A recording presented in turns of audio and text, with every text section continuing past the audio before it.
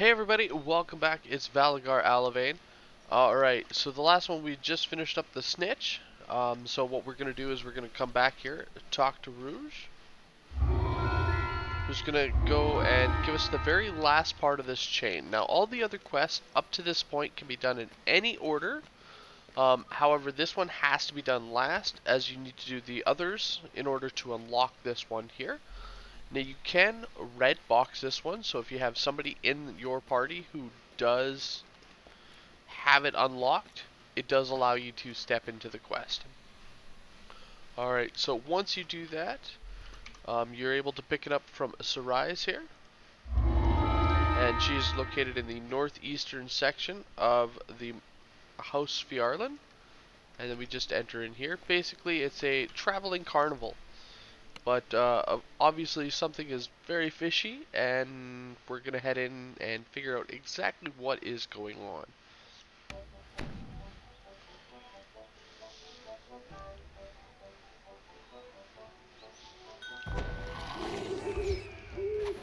Alright. The So, attractions at the entrance appear disturbingly normal. so for the most part, when you see these people here, like the seers, the strongmen, what's going to happen is as you get a little bit farther in, they're going to convert to a tiefling form.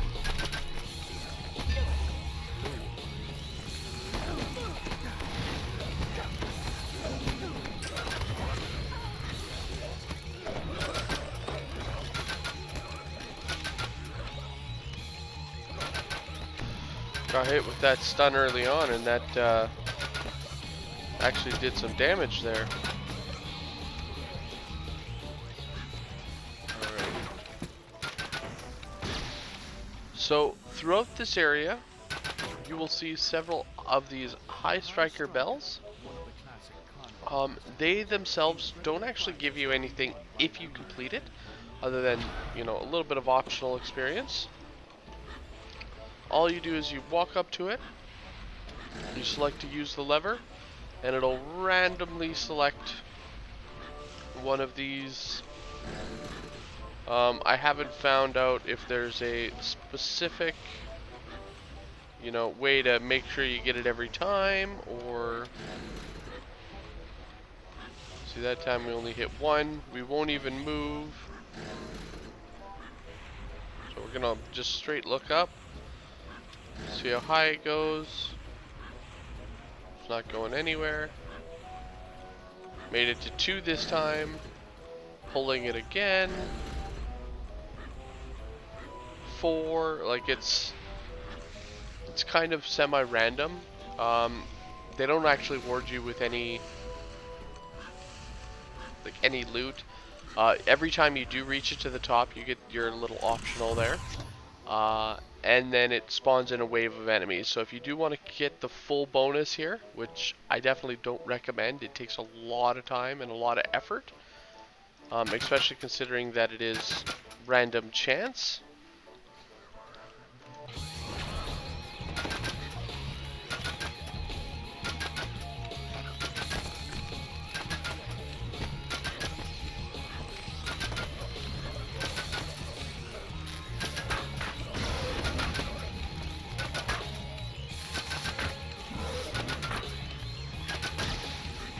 Alright, so I want to point something out here next.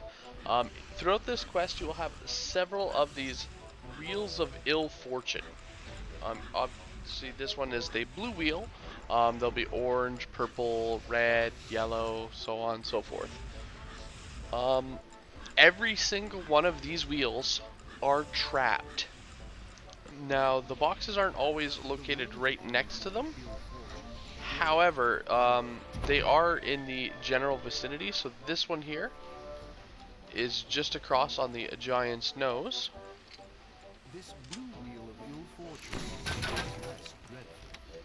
As well, one of the quote-unquote traps that I can spawn is just a wave of people.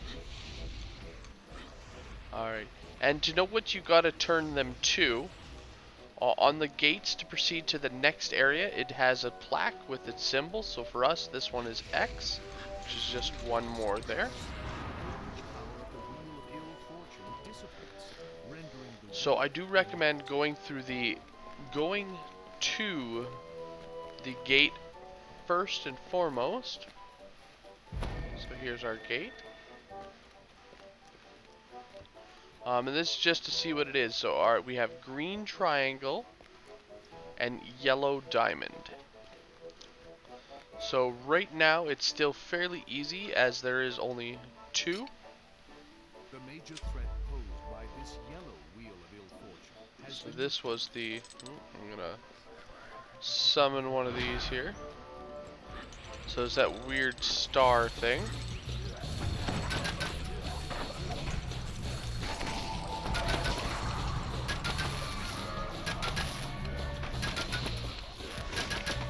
So there's one of those waves that spawn in people.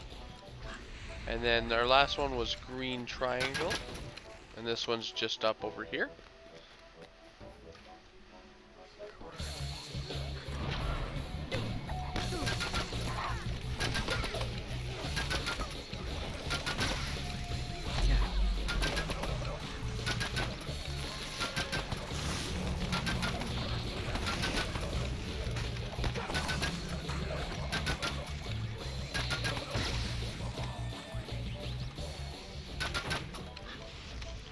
Alright. Now, for this one here, the trap box is actually located in the back on this altar here. And as you can see, as you approach, it does spawn in additional enemies here. No longer seems as unfriendly. So one thing I would like to point, because it was only one turn in order to get this, the correct icon never doesn't actually spawn in a trap. So we could have safely pulled this one without actually having to go and disable that trap. But, you know, we're going to disable them for the full trap bonus. Okay, and here's a second one of the high striker. Now, as you see, each one again does give experience. If we scroll up to the top here, as you can see, 149 for that high striker bell. Like, it's really, really not a lot of experience for it. So again, I skip them. But of course, this is a full optional. I have gone through and pulled every single one in the past just to see if there's anything for that. But there's nothing special for having hit them all.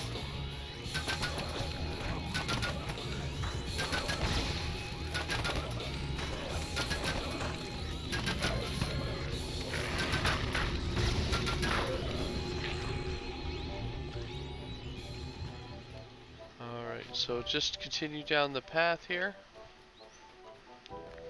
As we approach a little bit closer, spawns in a performing hellhound or 2. Now, if you shoot them, you can actually destroy the ball that they're standing on. If you don't, however, when they approach you, when that ball explodes, it will cause damage to your character. So it's definitely good if you can to shoot them from a distance to try and get that out, but that's, I know, not always an option. Alright, so now you see we start splitting off in several directions. One good thing about this map is it always shows you the full map layout, just hidden dark. So what we're going to do is we're going to head to our door first, which is just around the corner here. Right here.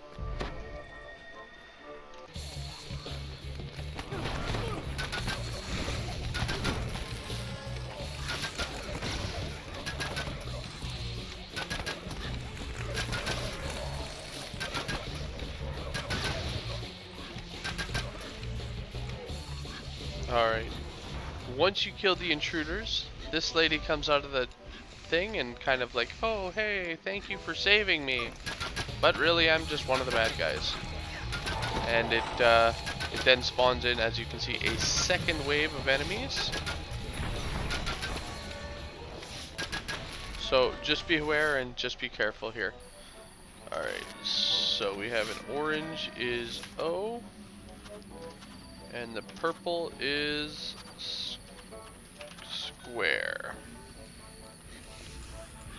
So here's our purple. I'm gonna pull that control panel there. Disable the trap. So purple was square. We got a few turns to go. There we go.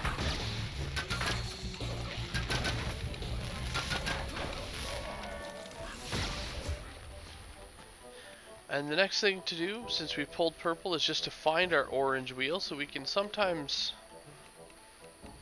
scroll around and use Q and E. So there's our orange wheel over here. Who can resist the challenge of ringing the high striker bell?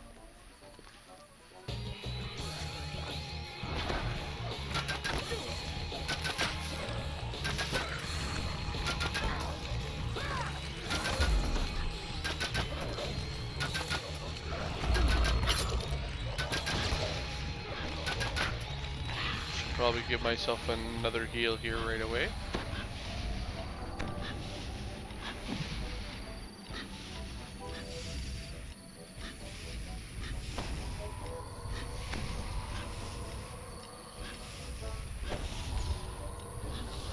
Alright, so for this one here, the box is actually located behind us, just on this pillar. The nearby whirlwind wheel of fortune seems somewhat less powerful.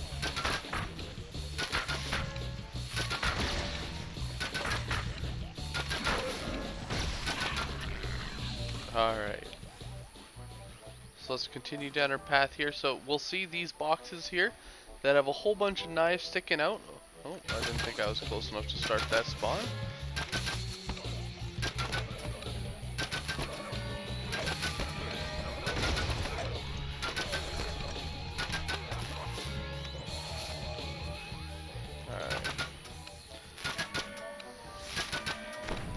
Alright, so as I was saying, these boxes here that have all the knives and stuff sticking out of them, when you break them, it actually spawns a unique zombie. So if you're collecting for Monster Manual, that's where you can find them there.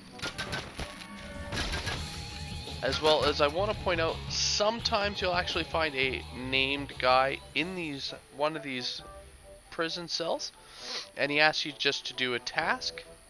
It does involve running around. Generally speaking, these ones I always skip. Like I said, I usually just go straight to the rune wheels that we need and try to get out of this one as fast as possible, as it is fairly annoying, or at least I find this one annoying. Alright, and then here's a yellow wheel, and this one is just right here. So as you can see, we just finally got our Ingenious, so I'm gonna actually leave it off right there. If you want, you feel free to explore this area. There is another optional located down in the corner here, or a potential optional, just down here. It's actually semi the way we need to go there. Just gonna...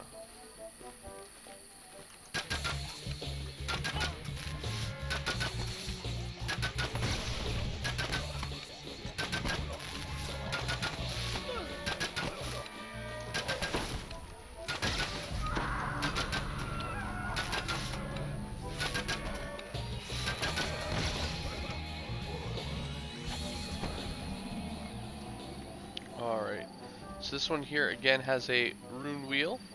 This trap box is just on these pillars. Or rather, the big giant slab of stone, not a pillar. And here's a potential optional. So if you come around the corner and you don't actually, you only see the one dog. That does mean the optional is up. Sometimes they'll have two. But if they just have one, it is a named hellhound, which we were lucky enough to get here. If it is just two of them, what happens is it just spawns in a so it spawns in two of those dogs, like riding on the balls there that we saw earlier. the Hellhound balancing on a flame orb. Alright.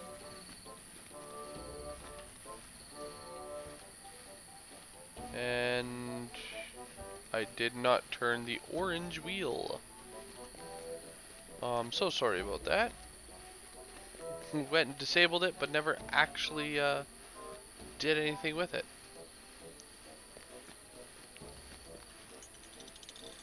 There we go. Seems that one also only needed just one.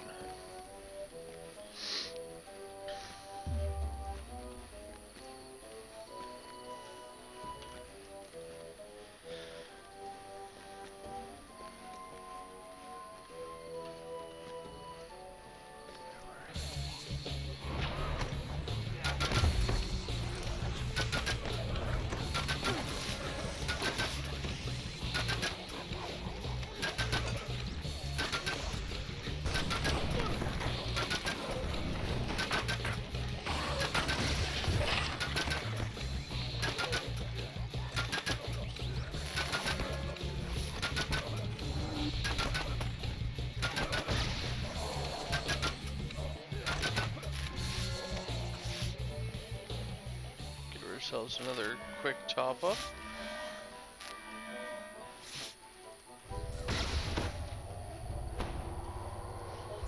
Alright. So once we pass through that second gate there, most people just beeline right to the end of the quest. As there are no further gates, it's just those couple there. If you do come around the corner to our right, we do have a set of shrines. We also have this rune wheel here, which once we get a little bit closer, you'll see. What happens with that one there, the one that's on fire,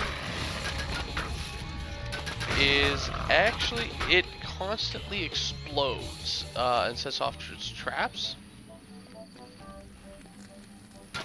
Oh, maybe it's not that one, it's the one up here. Yeah, there we are. So this one constantly turns. So again, most people tend to skip it. Now, if you head up these stairs here to the right, kind of off the beaten path, and head on in this direction,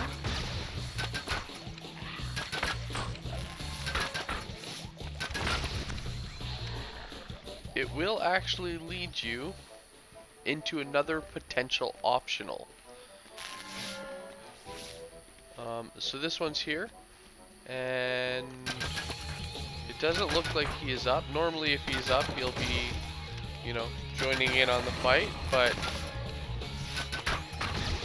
and honestly, I don't do these quests often enough. These are not, this chain is not part of my normal rotation of quests that I do. So I honestly, I don't quite remember. I do believe it's something like a tiefling, kind of like a tiefling boss that's sitting up here. But again, I don't exactly remember, as I don't often do that. However, I do know that there is an optional right there. Alright, so we're gonna head back to the main path. So again, we can make a left and go down this one here, completely optional. Or if we continue down our main road here,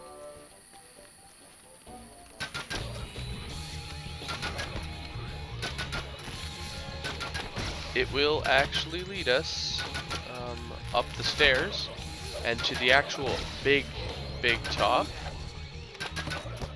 So that'll be the big tent right up there.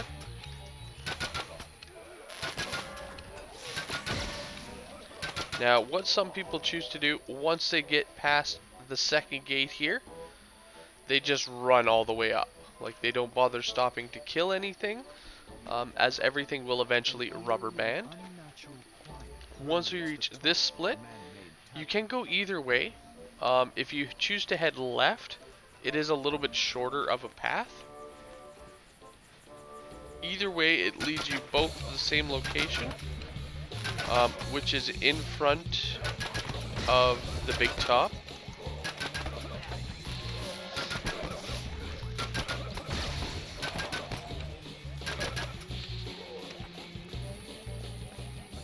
And to our guards right here.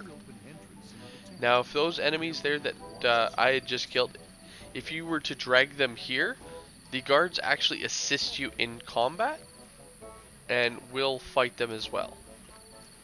Once you have that, you can then proceed into the quest. Oh, wait, sorry. Gotta talk to the guard outside first.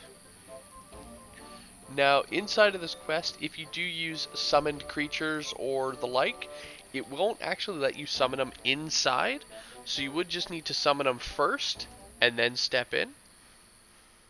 As when you are in here, it gives you that dimensional anchor, so it does prevent you from using teleportation, dimension doors, as well as summoning, again, summoning creatures. Once you have your whole party inside and are ready to go, you can talk to, again, the same person here, letting them know that you're ready to attack. And what she does is she comes here, basically calls on the boss, who, if you look around the edge, has a whole bunch of patrons charmed.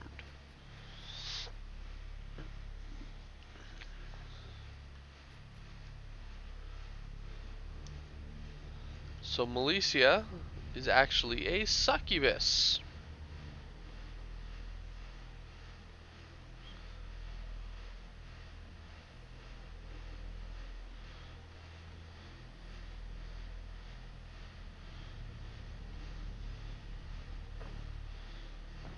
And she just mass charmed them. So at this point, those Fjarling guards would then be turning on you because you didn't get hit with her charm.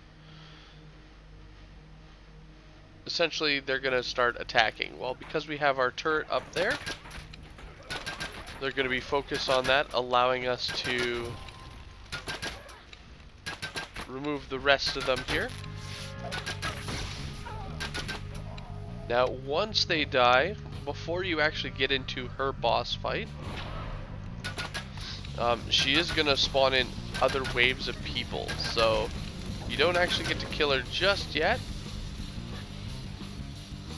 And again, I love the battle music for this.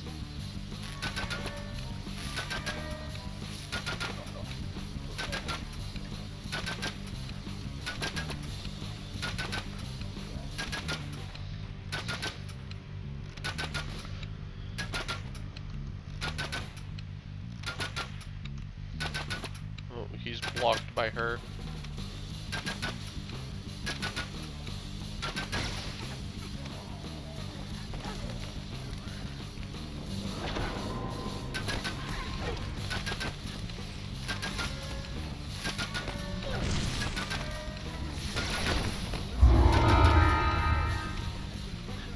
And that's that. It's relatively easy, and as you see, we also get 3 chests for the completion. In one of these chests, or multiples, you can actually unlock a named item called the Big Top. Now, the item itself isn't very powerful. However, it does have a nice cosmetic. It is a nice, ringleader's hat. A big, like, stovetop hat. And that is the end of the carnival chain. It can kind of be a little maze-like in there if you're not used to it. Generally speaking, if you stick to the main roads, as well as making sure you use your map, as it will point and show you where those roads are, and those pathways, it'll show you your path through the quest right at the beginning, so it does allow you to show that. Once it does start sending you for those uh, wheels of ill fortune, it can get a little bit complicated because it does change up which wheels it's sending you to and what you gotta turn them to.